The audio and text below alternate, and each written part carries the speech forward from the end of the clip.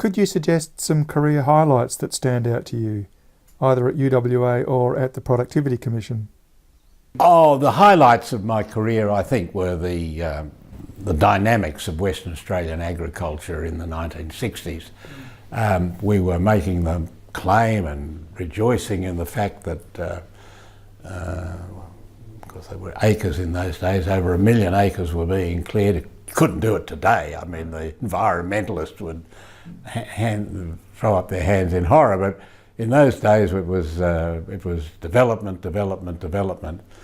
Some of it turned out to be, well, most of it I think turned out to be pretty soundly based development. There were a few disasters, but they were clearing a lot of the sandplain country and knocking over trees on some of the lateritic country, and very expansionary. There was homesteading going on, new farms, and it was a lot of fun.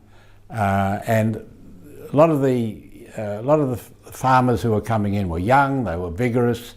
Henry Schapper, the guy I said I worked under, was very actively involved in the creation of what were then called farm management clubs.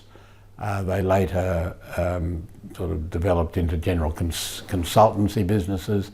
A lot of young blood came over, particularly from New Zealand. They were trained in farm budgeting and farm management analysis in a way that our own graduates from universities weren't turned on in the same way.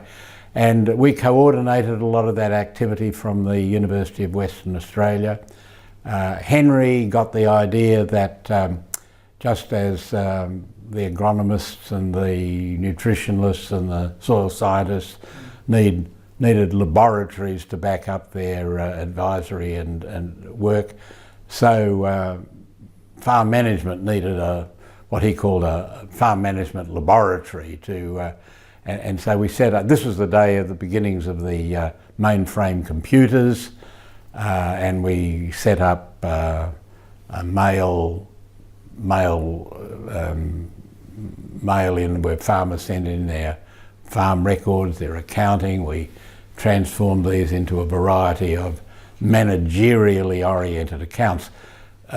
Accounting for farmers up until then had been largely for taxation purposes and wasn't really interested in financial control, in record keeping on productivity of livestock and so on. And we transformed these and went around the countryside sort of preaching farm management. Yeah.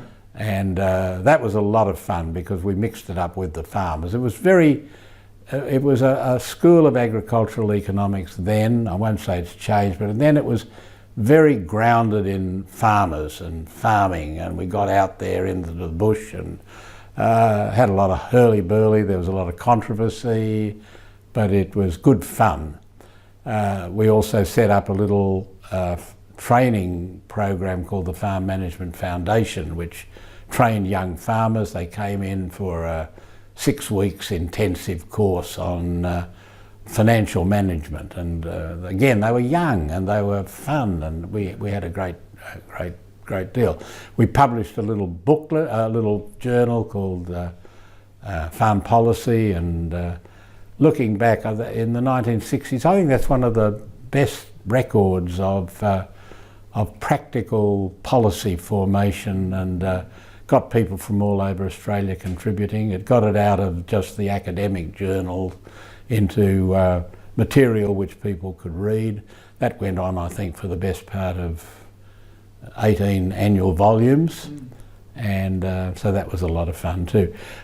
Towards the end, I moved out in 1972, and some of these institutions didn't survive. We were moving then from mainframes to personal computers, and once the personal computer took over, the idea of mailing in and evaporated.